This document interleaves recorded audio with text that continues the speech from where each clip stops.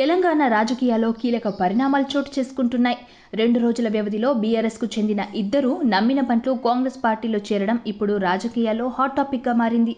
మాజీ speaker Pocharam Srinivas Reddy CM Revanth ఆధ్వర్యంలో కాంగ్రెస్ పార్టీలో చేరారు. దీనిపై బీఆర్ఎస్ నాయకులు, ఎమ్మెల్యేలు పెద్ద ఎత్తున తమ నిరసన తెలిపారు. బీఆర్ఎస్లో అధికారం, హోదాలను అనుభవించి పార్టీ కష్టకాలంలో ఇలా మారడం పట్ల ఆయన్ను చాలా మంది తీవ్రంగా విమర్శించారు. మరొక వైపు కేవలం రైతుల మంచి కోసమే తాను పార్టీ మారానని, సీఎం రేవంత్ పాలన పట్ల ఆకర్షితుడయ్యానని చెప్పుకొచ్చారు. తనకు పదవుల మీద ఆసక్తి లేదంటూ వ్యాఖ్యానాలు చేశారు. ఈ క్రమంలోనే జగిత్యాల ఎమ్మెల్యే డాక్టర్ సంజయ్ కుమార్ కూడా గులాబీ బాస్కు షాక్ ఇచ్చారు.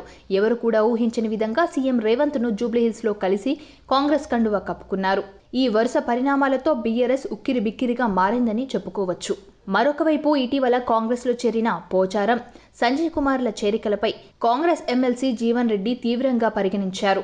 తన జిల్లా నుంచి ఇద్దరు నేతలు పార్టీలో చేరిన తనకు కనీసం సమాచారం లేదని తీవ్ర మనస్తాపానికి గురైనట్లు తెలుస్తోంది. ఇప్పటికే పోచారం పార్టీలో చేరినప్పుడు ఇలాంటి రాజకీయాలు చేయొద్దని, మనకు కావాల్సిన మెజారిటీ ఉందని ఇండైరెక్ట్గా రేవంత్కు సూచించారు. ఇప్పుడిక సంజయ్ కుమార్ చేరడంతో ఆయన అగ్గి మీద గుగ్గిలమయ్యారు. తన ఫోన్లను స్విచ్ ఆఫ్ చేసుకుని ఎమ్మెల్సీ పదవికి రాజీనామా చేస్తానంటూ కూడా అన్నట్లు తెలుస్తోంది. జగిత్యాల సంజయ్ను కాంగ్రెస్ పార్టీలోకి చేర్చుకోవడాన్ని నిరసిస్తూ జగిత్యాల కిసాన్ సెల్ కాంగ్రెస్ పార్టీలో ఆర్డినేటర్ పదవికి వాకిటి సత్యం రెడ్డి రాజీనామా చేశారు. ఈ పరిణామాల నేపథ్యంలో జీవన్ రెడ్డి ఇంటికి కాంగ్రెస్ కార్యకర్తలు భారీగా చేరుకున్నారు. జగిత్యాల నియోజకవర్గంలో 2014 నుంచి 3 పర్యాయాల సంజయ్లు, జీవన్ రెడ్డిలు ప్రత్యర్థులుగా ఎన్నికల బరిలో తలపడ్డారు. ఈ నేపథ్యంలో తనకు ఒక్క మాట కూడా చెప్పకుండా సంజయ్ను జాయిన్ చేసుకోవడం పట్ల జీవన్ రెడ్డి తీవ్ర మనస్తాపంతో ఉన్నట్లు తెలుస్తోంది. సీఎం రేవంత్ రెడ్డి దుందుడుకు చర్యల పట్ల కాంగ్రెస్లోని అనేక మంది సీనియర్లు అంతా గుర్రుగా ఉన్నట్లు తెలుస్తోంది. ఇక ఎమ్మెల్సీ జీవన్ రెడ్డి బహిరంగంగానే రేవంత్ తీరును తప్పుపట్టారు. ఈ నేపథ్యంలో తెలంగాణలోని రాజకీయాలు శరవేగంగా మారిపోతున్నాయి.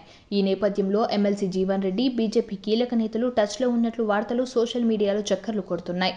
మెయిన్గా కేంద్ర మంత్రి బండి సంజయ్, ఈటల రాజేందర్లు రంగంలోకి దిగి జీవన్ రెడ్డితో మంతనాలు నడిపినట్లు సమాచారం. ఈ క్రమంలో ఇప్పుడు తెలంగాణలో ప్రధాన అసోసియేషన్గా బీజేపీ ఎదుగుతుంది. ఇప్పటికే బీజేపీకి 8 ఎమ్మెల్యేలు, 8 ఎంపీ స్థానాలున్నాయి. వచ్చే అసెంబ్లీ ఎన్నికలే టార్గెట్గా ఇప్పటి నుంచి బీజేపీ బావులు కదుపుతున్నట్లు సమాచారం. సీఎం రేవంత్పై మనస్తాపంగా ఉన్న జీవన్ రెడ్డి బీజేపీలో చేరితే తమకు మరింత బలం చేకూరుతుందని ఆ పార్టీ అభిప్రాయపడుతున్నట్లు వార్తలు జోరుగా ప్రచారం జరుగుతున్నాయి.